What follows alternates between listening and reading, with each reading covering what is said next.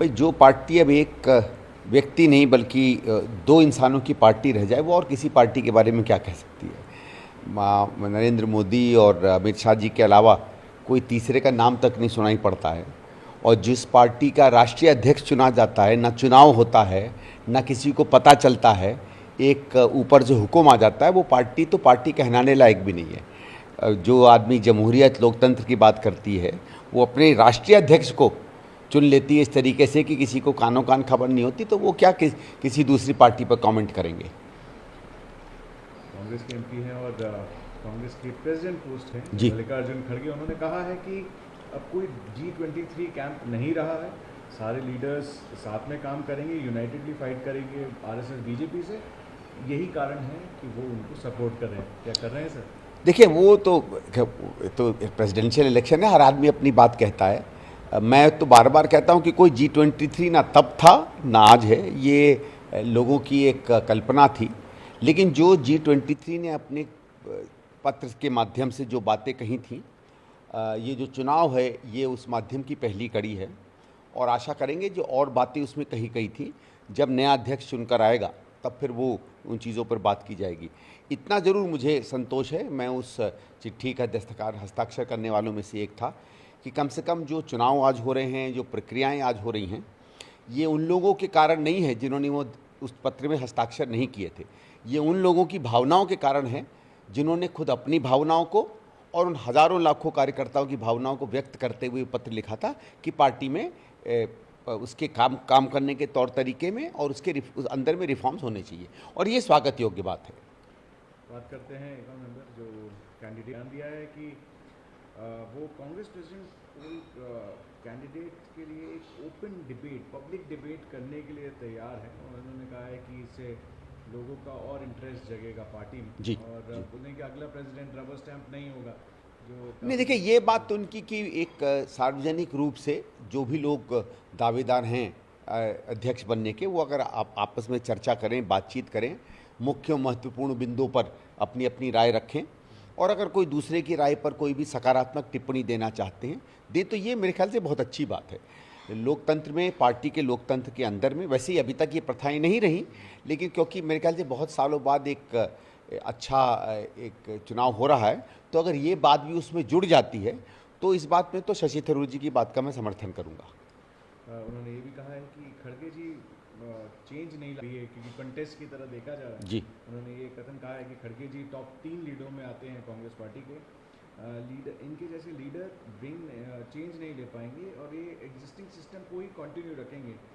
और कैसे देख रहे हैं? देखिए कौन चुनाव के बाद किसका क्या होता है वो तो वो देखेंगे, लेकिन एक बात मैं ज़रूर स्पष्ट करूंगा कि जो मैनिफेस्टो एक तरीके का निकाला है शशि थरूर जी ने, और जो बातें कही हैं उसमें इतना तो ज़रूर लगता है कि अगर उन्हें मौका मिलेगा तो वो बदलाव की तरफ प्रयास करेंगे।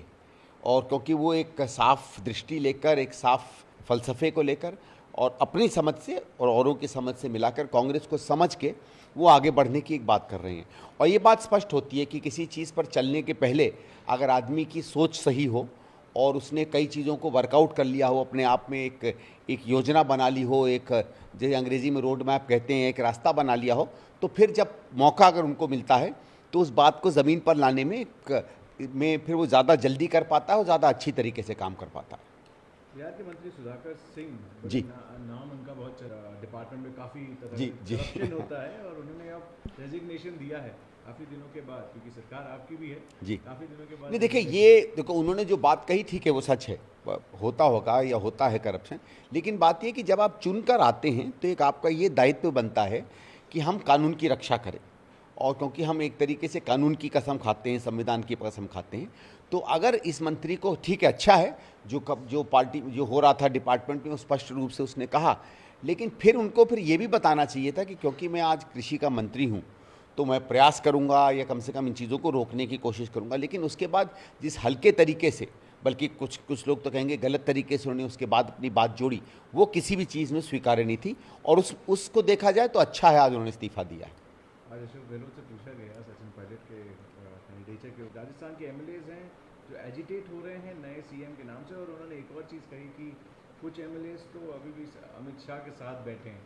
जिस तरीके से राजस्थान का पूरा विवाद अब साहब ये कौन क्या बैठा ये तो मैं नहीं जानता, लेकिन इस समय गहलोत साहब हमारे मुख्यमंत्री हैं और हमारे यहाँ जो प्रथा होती है कि अगर कभी कोई ऐसी चीज़ बदली जाती है तो विधायकों की राय ली जाती है और हाईकमांड उस पर मुहर लगाता है। उसमें मैं तो कोई प्रोसेस अभी देख नहीं रहा हूँ। हम लोगों को जो खबर है वो ये है कि गहलोत साहब वहाँ के मुख्यमंत्री थे, अभी मुख्यमंत्री हैं और मुख्यमंत्री रहेंगे। आखिरी प्रश्न मेरा होगा, कर्नाटका के चीफ मिनिस्टर बसवराज बोम्मई ने एक थी कि जी। बोला कि सोनिया और राहुल फेक गांधीज हैं और क्योंकि सारा का सारा कांग्रेस बेल पे बाहर है, फेक गांधीज का एक allegation ये तो साहब देखिए चलता रहता है। देखिए जब से भारत जोड़ो यात्रा शुरू हुई है और उस समय उसमें जिस तरीके की भीड़ आने लगी है, मुझे नहीं लगता कोई भी व्यक्ति इस बात को सोच पाता कि इतने लोग, हज़ारों लाखों में लोग अपने आप से, अपनी तरफ से, लड़कियां, बच्चे, स्कूल स्टूडेंट्स, धार्मिक लोग, पढ़ने लिखने वाले लोग, डॉक्टर, मतलब हर तरीके के, हर व्यवसाय के, लेबर, किसान, हर तरह का आदमी निकलकर उसमें जुड़ने लगा है। और अगर आप उसके कारवां को देखें तो जैसे लोग, भाई राहुल गांधी जी तो आगे चल रहे हैं, 8, 10, 15, 20 उनके साथ होते होंगे, बाकी तो हज़ारों लोग चल रहे हैं, वो सही में भारत जोड़ो के उससे चल रहे हैं। तो ये भी नहीं है कोई कि किसी एक ऑर्गेनाइजेशन में, ये एक भावना जिसको कांग्रेस ने पकड़ा है और जिसको पकड़ के राहुल जी अब चल रहे हैं, वो भावना ऐसी है कि सब लोग चाहते हैं कि उस भावना से जुड़ें। अब इससे तो सीधी बात है साहब, बीजेपी जिस तरीके से डरी है, कभी वो टी शर्ट पकड़ लिया, कभी जूता पकड़ लिया, कभी कुछ और पकड़ लिया। लेकिन जब देखिए कोई भी पार्टी, जनता की पार्टी जैसे हमारी पार्टी है, जब हम मूल भावना के साथ जुड़कर सड़क पर उतरते हैं ना, तो फिर कोई और फोर्स नहीं बच जाती। नमस्कार, मैं हूं संदीप चौधरी। अगर आपको ये वीडियो पसंद आया हो तो इसे लाइक और शेयर जरूर करें और हाँ, हमें सब्सक्राइब और फॉलो करना ना भूलें ताकि आप देश और दुनिया की कोई खबर मिस ना करें। तो जुड़िए हमारे साथ और देखते रहिए News 24।